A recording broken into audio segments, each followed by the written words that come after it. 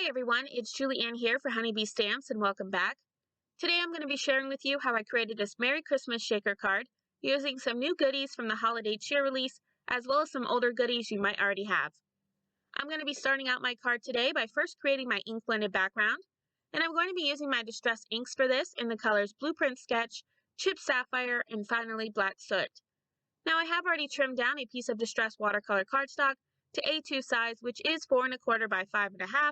And I'm going to start out by ink blending with using my lightest color of Blueprint Sketch, and I'm going to be ink blending that color mainly in the center of my panel for a center highlight.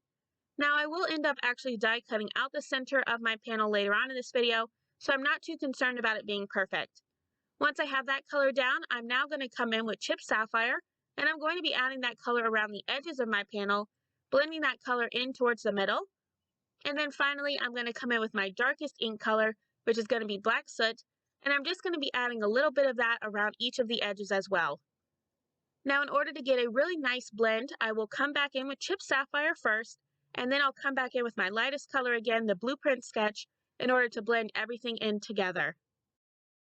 With my background off to the side drying, I'm now going to start working on stamping out my Christmas tree, and for that I'm going to be using the brand new Farmhouse Tree Builder stamp set, which is a layering stamp that has 3 separate layers in order to create some really easy and pretty trees.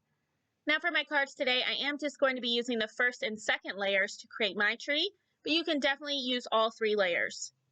For the first layer, I'm going to be using the colors Meadow and Emerald City in my Pink Fresh Studio inks in order to get an ombre effect for my tree.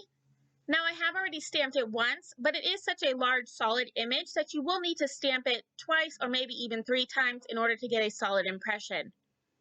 Now for the second stamp that I'm going to be using to give my tree some depth, I'm going to line that up down at the bottom of the stamp.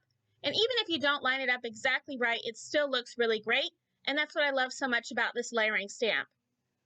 For the second layer, I'm going to again be using some more of my Pink Fresh Studio inks, but this time I'm going to be using the color Evergreen. And I'm going to be stamping that 3 times just to make sure I get a really nice dark impression, but you definitely do not need to do that. Once I'm happy with how it looks, I'm just going to lift that up closer to the camera so you can see just how pretty this is. Now I did do 2 additional Christmas trees because I really thought I was going to use all 3 of them for my card, but I decided against that. Next, I'm going to start working on adding in all of my embellishments inside of my shaker. I'm going to be adding in a few white as well as some iridescent snowflakes, and I will be adding in some clear embellishments as well. And all 3 of those are going to make it look as though it's snowing in my shaker, kind of like a snow globe. Once I feel as though I have enough embellishments, I'm then going to be adhering down the top portion of my shaker, which is the background panel that I ink blended earlier. And I have added some foam adhesive to the back of that panel in order to create my shaker well so that all of those sequins can move about freely. Once I have that all adhered, you can see just how pretty this is. This is definitely my favorite part of creating a shaker card when I first flip it over to see how it all comes together.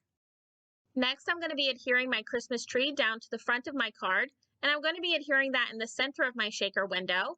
Now, like I mentioned earlier, I did originally plan on having all 3 of those trees on my card, but it just ended up covering up too much of my shaker, so I decided to just do the one for my card today. I did adhere the tree using some liquid adhesive, and once I have that all adhered, I'm then going to be adhering the Merry die cut sentiment that is from the brand new Merry buzzword. I did die cut out that buzzword using some red glitter cardstock. I really love having red and navy blue together. I'm going to be adhering that sentiment down to my card using some more liquid adhesive, and I'm just going to place that die cut sentiment directly over my Christmas tree. And then using that same Merry buzzword stamp set, I did stamp and white heat emboss some of the sentiments that are included in the set onto some black cardstock. And I'm going to be adhering those down to my card as well, so that way my sentiment reads, "Have a Merry Christmas." And then to finally finish off my card, I'm going to be adding a few more clear sequins to the front of my card around my sentiment. And once I have those all adhered, that's going to complete my Christmas tree shaker card using the brand new Farmhouse Tree Builder stamp and die set. I just love creating shaker cards. I think they are such a fun added element to your cards, especially during the holidays.